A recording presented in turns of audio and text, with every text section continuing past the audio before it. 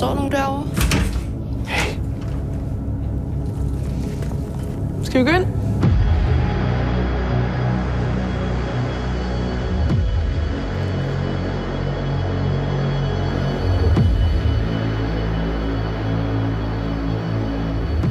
Hvad er der sket?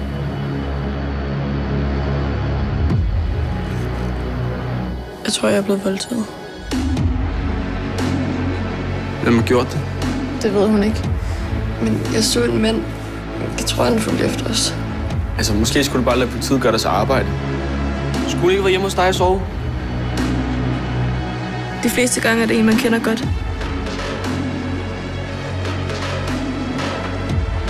Jeg synes, du er mega smuk. Hvad hvis det var ham, der voldtog mig? Det er det jo ikke. Det ved du ikke, om det er.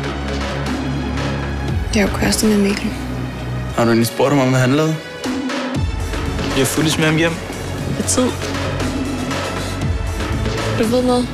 Ja. Det er rigtig farligt at begynde at finde på sådan nogle teorier. Jamen, det bliver da nødt til, at jeg ikke gør noget.